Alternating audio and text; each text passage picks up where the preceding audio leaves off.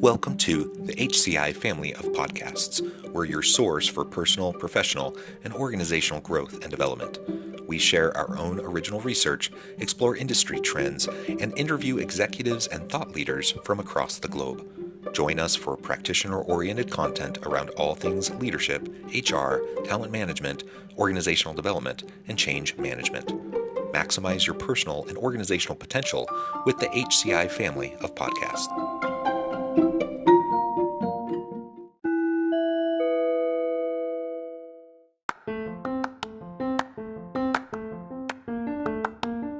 Welcome to the podcast. In this podcast episode, I talk with Bradley Hamner about how to develop confidence and lead yourself first.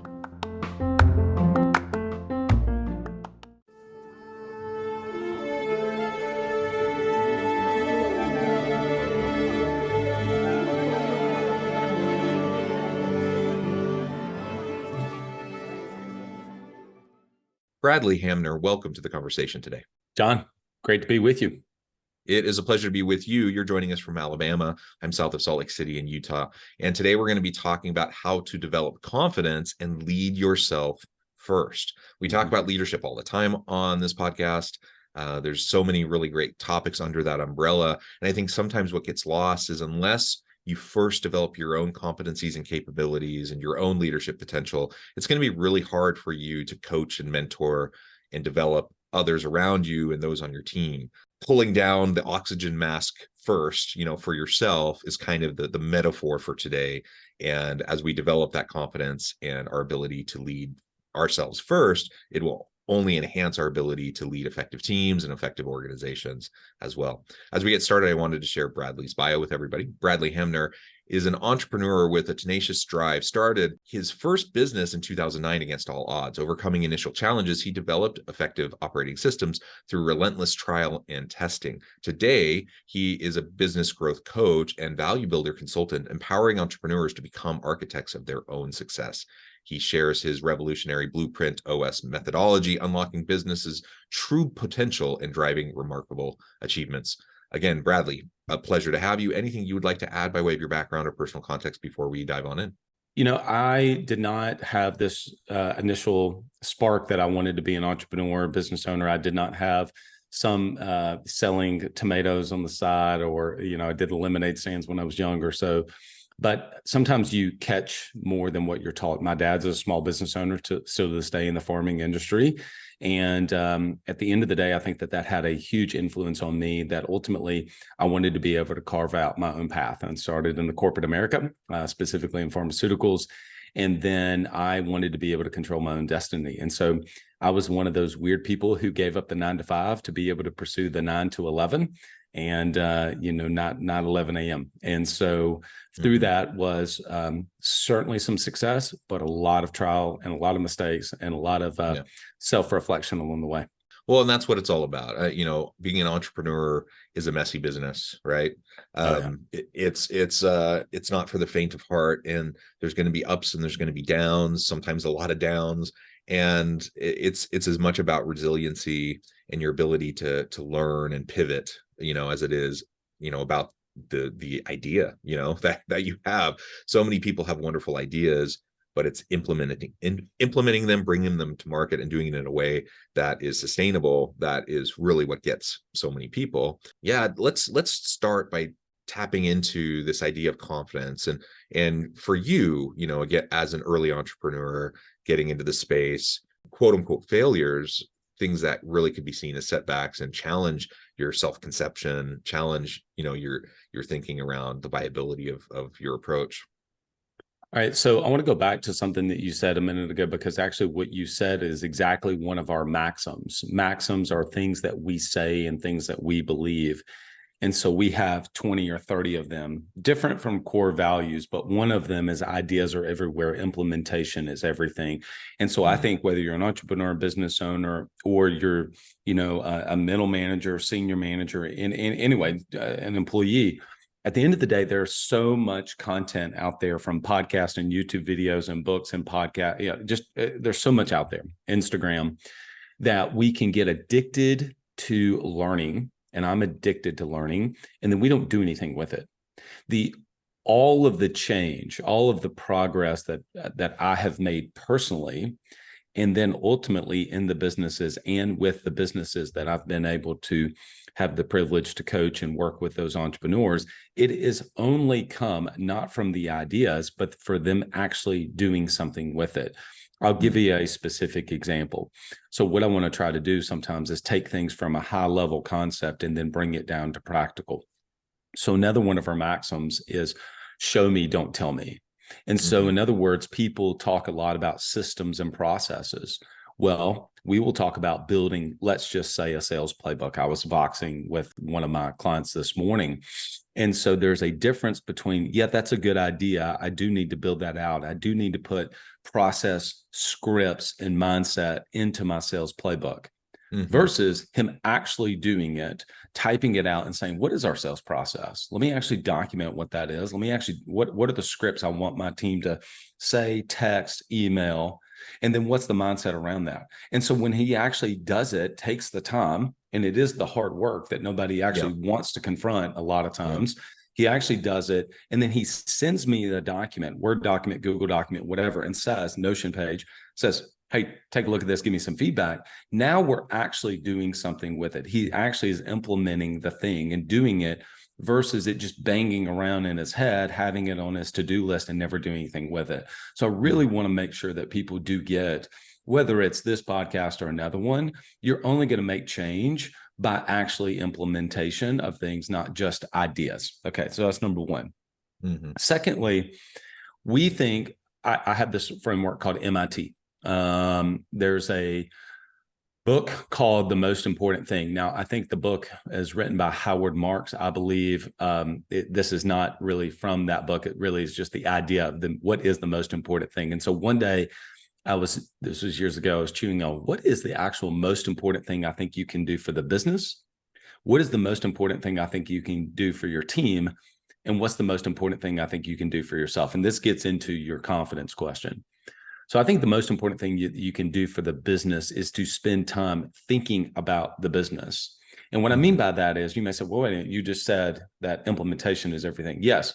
But a lot of times as entrepreneurs, business owners, we will get and we will just go, okay, and we'll be emotional in our decision making versus being able to step back, get above the business for a period of time and saying, all right, what is it we're actually trying to accomplish here? And that we talk about a discipline inside the week, which is called thinking time. I got this from Keith Cunningham. He wrote the book, The Road Less Stupid. And we absolutely believe wholeheartedly in a dedicated 1 hour time that you get out of the office, go to Starbucks, go to your favorite coffee shop, put on the right kind of music that's best for you, and spend time with a pen and a pad, not in your computer, actually gnawing on and thinking about the business. So then number one, I think the most important thing you can do is to think about the business. Number two, I think the most important thing you can do for your team at any level, entrepreneur, business owner, manager, et cetera, for your team is to actually give them your energy. They are going to feed off of your energy one way or the other. And so you can't give what you don't have, which is another way of kind of coming back to your oxygen mask analogy, is that you can't help other people if you can't breathe. In the event that, the oxygen mask could actually drop, they say you have to be able to put your oxygen mask on first, or you can't give to other people. And if you're running on fumes and you're irritated, and we all have days, certainly that it's that way. Yesterday morning, even that way for me was a little bit like that. They will feed off that either negative energy or that positive energy. Like it or not, they are absolutely feeding off your energy. And then number three, I think the most important thing you can do for yourself is to protect your confidence. Business is hard, and it gets harder. At any level of business, at any size business, if you're at $500,000 or you do $500,000 a month, it doesn't matter. You do 10 million, 25 million a year, $100 million a year business. At the end of the day, I've yet to meet, unless it's a complete narcissist, meet someone who does not have doubt, insecurities.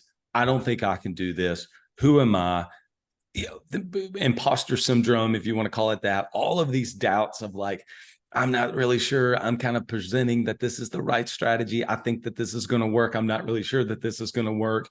And so then what are the disciplines, which we can certainly get into that in a minute, what are the things that you then can actually do to protect your confidence? And then I'll add this last thing in before I'll throw it back to you, is I don't think you have to wait until you have confidence to do something. Yeah, well, you build your confidence as you go. I completely agree with that. And there's a lot of reasons why people get stuck in the thought process. You mentioned earlier, churning ideas. It's good to have the ideation phase, right? And to come up with ideas and to take the time to thoughtfully think about the strategy moving forward and the challenges you're facing, and wrestling with those ideas is really, really important. But I know so many people that just get stuck there. And there's a variety of reasons for that. Sometimes it's analysis paralysis. Sometimes it's just the nitty gritty hard work of like implementation and putting things into practice is not something they're really either good at or something they want to do. So a lot of times I'll hear someone say, well, I'm an idea guy. I'm not the person who does it.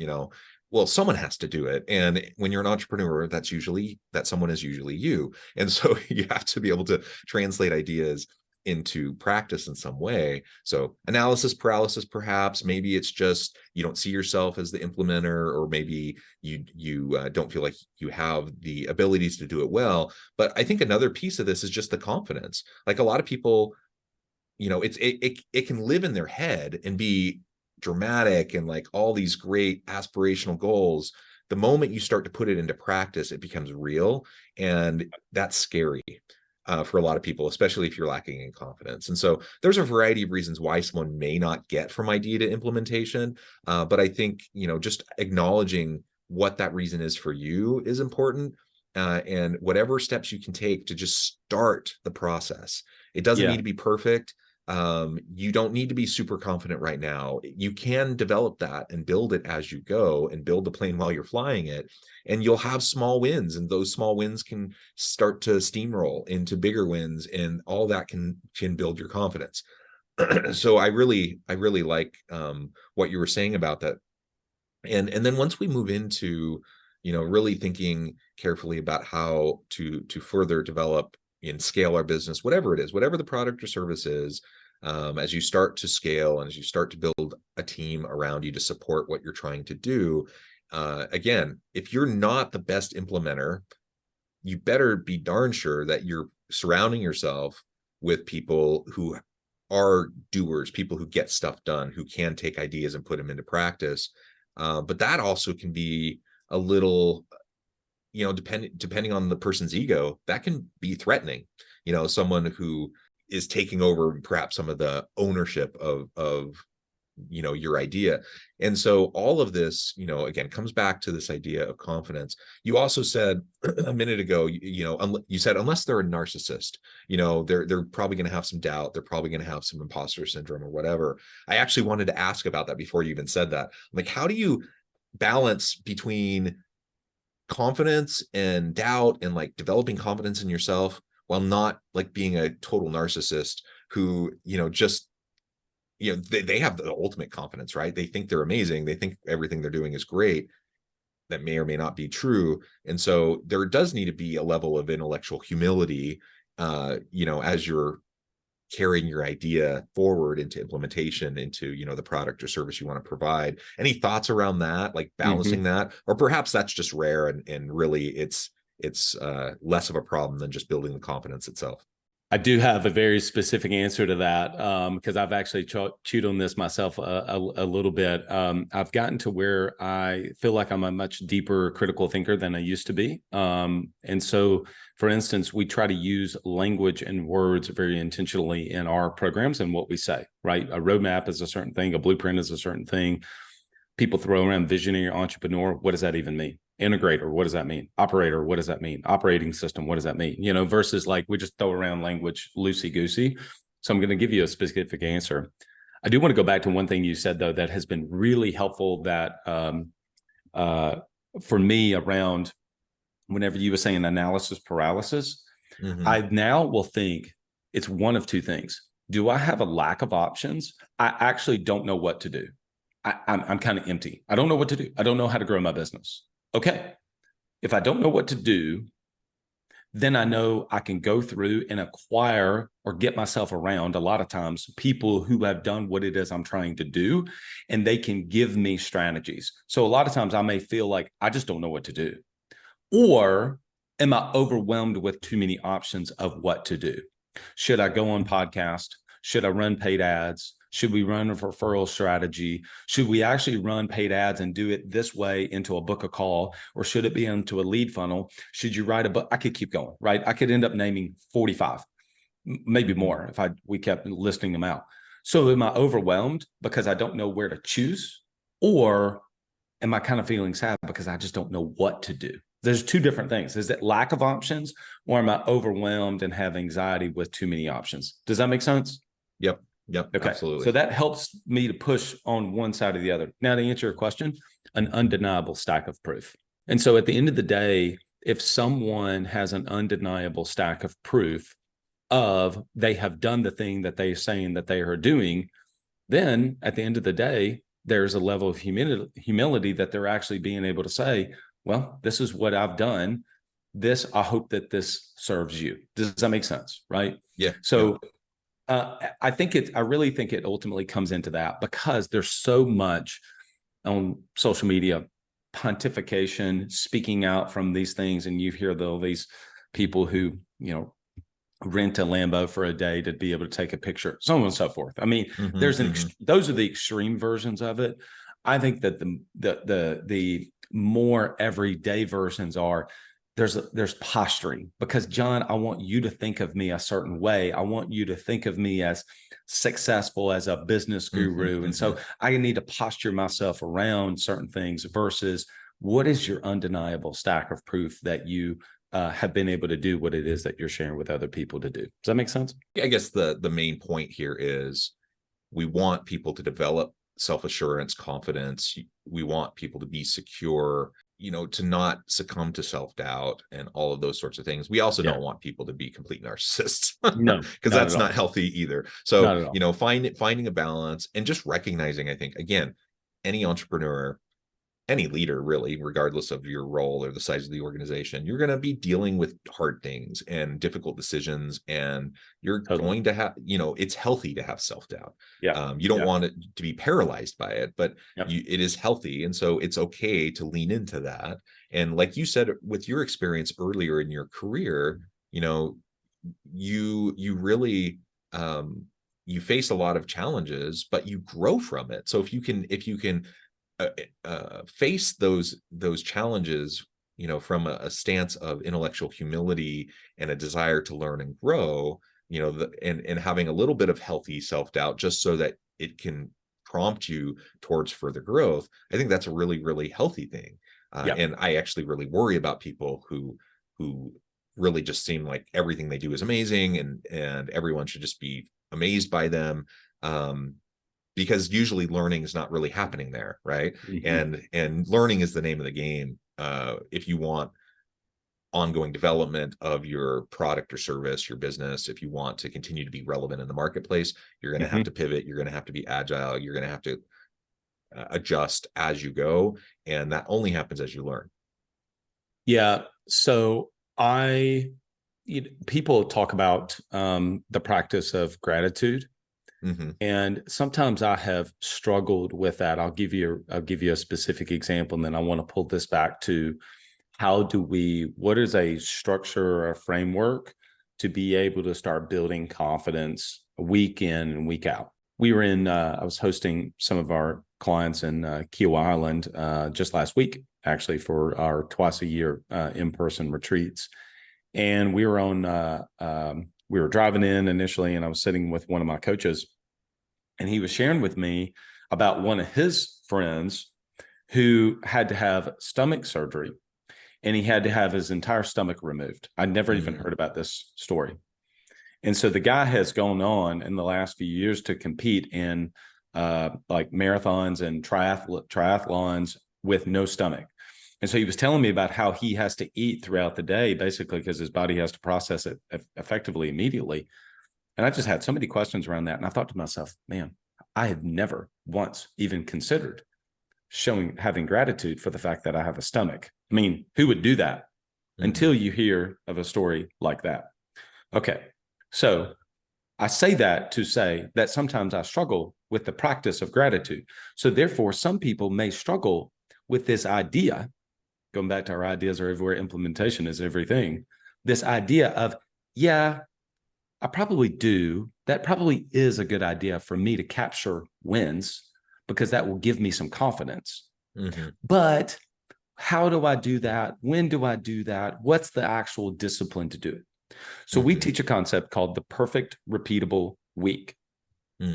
We know that there's no week that is going to be perfect, but if we can lay one out, I'm actually looking at my Google Calendar right now, and I have a Google Calendar set up. Now, we initially map this out, pen and paper. We've got a template basically. And we look at it and we say, what are the actual elements? These, the rocks, pebbles, sand, water concept.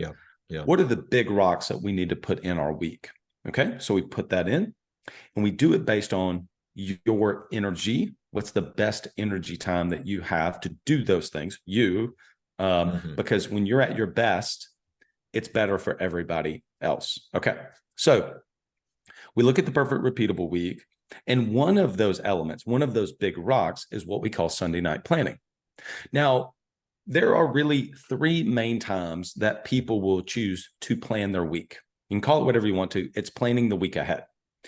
And so it is either Monday morning, which for most people, especially if you have young kids, you're going to have to be getting up early. You might be going to the gym. When are you actually going to find that time? And by the time 8 o'clock, 8:30 hits, you're into the week already and you didn't do the planning. So for a lot of people, they try to do Monday mornings. Some people it works. We teach being able to take off as much as you possibly can, depending on your business. Take off on Saturdays. We call it free day Saturdays. And then if you're a person of faith, some people will go to church on Sundays. Regardless, it's usually Sunday mornings as a time of rest. So by the time, if you take off for Saturdays, you get most of the day on Sunday if you're watching football or whatever. By the time you get to Sunday evening, most of the people we work with are entrepreneurs. They start clicking over into the week, right? They start looking into the week. And so that's the time that we think, hey, let's do their Sunday night planning. And the very first thing that we do is to grab what are the wins from the previous week. And every time, I personally have to go back to my calendar and say, well, what did we do last week? Oh, yeah, that's right. I had that call with John. That was great. That was a great podcast with John. So this coming Sunday, I'll write down what was a win. I had a really great conversation with John on the podcast on Thursday morning. That gives me a little bit of confidence. And then I do, I actually had a really good sales call Wednesday afternoon, and we had great sales training with Liz, my newest salesperson on my team. She gave great feedback. I had great dialogue on Thursday morning with my team talking about the 2024 plan and what we're going to do. Oh, that gives me a win. And I start to feel a little bit of progress because actually, for most of us, business owner, entrepreneur, when we get to the destination, we actually realize the joy was in the journey. And so a lot of ways we feel most confidence in making progress. And so what we do in everything, if you interact with any of the stuff that we do, every time we run our programs called Blueprint, the very first thing that we do a quick energy check. Everybody posts in the chat, hey, where's your energy today? Is it green, yellow, orange, or red? And people are honest. Some people jump on and go, I'm red. I'm not feeling well today. I was tired, didn't get much sleep. Hey, appreciate that honesty. No doubt. Some people are like, I'm green today. I feel great today. And the second thing we do is wins. 3 minutes on the clock. What were the wins from the past week? And every time people say, that 3 minutes is really helpful to me. Just carving out the time. That's all it usually takes, is to flip back through the calendar, grab the wins from the previous week. And there have been some weeks I can look back on and say, I felt terrible. I had difficult conversations. It was a challenging week. We lost a customer. We didn't make the sales we needed to make. Marketing was this. I looked at the financial budget, wasn't doing well. And it is challenging to find the win. But if I force myself, I start to see, actually, looking that really did help me. I've got a better picture of what we need to do, even though that sucked on Friday, that conversation with so-and-so, was difficult. I actually can take that and pivot it just a little bit, just a hair of a degree, and be able to extract the lesson from that and the opportunity that's going to come from that difficult conversation, because we can be better. And that's why that's just one of the big elements that we put in, which is called Sunday night planning inside the perfect repeatable week. So hopefully that gives people a really tangible thing from this high level of like, how do you protect your confidence, to actually, this is literally how we do it. Yeah. Sunday night planning, as you mentioned, I think that's really critical. I love the gratitude component. I love looking for the wins. And it may seem, people listening may think, well, yeah, I just know that. I don't need to take time to do that. But my experience, and I think your experience, is that unless you carve out the time and explicitly take the time to reflect on those things, a lot of times they get lost. So you have all sorts of things that are wins, all sorts of things that you can be grateful for. And unless you take the time to reflect on it, they kind of fade into the background, and they can get lost amidst all of the other challenging things and the setbacks and all the things that we face.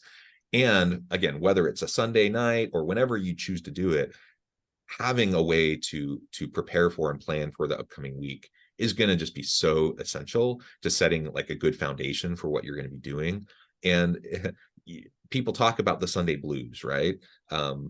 Everyone has felt that, like, you're not looking forward to going back to work on Monday. You have this hectic week ahead of you. Man, just having a plan, having an understanding of what you're facing during the week, and strategically mapping out where you're going to spend your time and put your energy, even when you still know that you have all these challenging things that are going to be facing you in the upcoming week. I found that just really largely removes the Sunday blues. And it's something then I get excited for the upcoming week. And, I appreciate the weekend that I had, but now I'm excited to just hit things, hard the next day. So I think those are some really great practical tips. Yeah, I think so Monday, I don't have as much of Sunday blues, but I definitely do Monday. Monday is a heavy meeting day for me. Yeah. And so if I wait till Monday to plan out the week, it just doesn't give me as much of some energy, right? And remember, the most important thing I think you can give your team is your energy. So when I look at that, I can go, okay, Monday, heavy meeting day. But when I look at Tuesday and look at Wednesday, and I actually build momentum going into the week. Like, I love doing this podcast on a Thursday morning. I love Thursdays and Fridays. I've built the week purposefully to do the things that I want to do that actually move the business forward, because really Mondays are heavy meetings. Tuesdays and Wednesdays are delivery days. Like, I'm actually like just doing the thing that our programs teach. Mm-hmm. And then Thursday, Friday becomes content creation, putting things out, podcasts like this, working above the business. People talking about working on the business. We think that there's on, in, and above the business. And so I get to do some of those things on Thursday and Friday. And that leads me into a really great Saturdays and Sundays for me. And then I kind of get to rinse and repeat. But at the end of the day, I wanted to design the business that way, and design and architect my week that way, which you can see I'm using that language. That language is intentional, because I transitioned from being the rainmaker, doing everything, to becoming the architect. And what architects use, they use blueprints. And so that's why obviously our program is called Blueprint. So we help business owners to be able to build and design the business that gives them everything that they ultimately dreamed of having. Yeah, wonderful. Well, Bradley, this has just been a great conversation. I know at the time I need to let you go and get on with your busy day. But before we wrap things up, I just wanted to give you a chance to share with the audience how they can connect with you, find out more about your work, your team, and then any final word on the topic for today. I would, I think that first of all is consider, and invite people to consider implementing, looking at their week and saying, what is my perfect repeatable week? Okay. Now, we didn't obviously have the time to get into all of the different elements of building a perfect repeatable week. But at the end of the day, what do you really want your week to look like, from the time you wake up to the time you work out, et cetera? No, that's number one. And then number two, and consider I invite you to consider implementing the Sunday night planning system, and starting out with the very first thing is, what were the wins from the previous week? And then you can start to turn your attention to the week ahead. But first, go back to the previous week, grab that, actually write it down, type it into Notion, whatever your methodology is going to be, and building of that discipline. you want to connect with us, if you're a small business owner, entrepreneur, and this has been somewhat helpful to you, go to businessgrowthcurator.com. And on our webpage is a assessment. It takes you maybe 5 minutes to take. We'll give you around 40 questions or so. Even a lot of people say just the questions themselves make them stop and have to think. It'll give you a score and give you some customized feedback on areas that you can improve. Bradley, thank you so much. It's been a pleasure. I encourage the audience to reach out, get connected, find out more about what Bradley and his team can do for you. And as always, I hope everyone can stay healthy and safe, that you can find meaning and purpose at work each and every day. And I hope you all have a great week.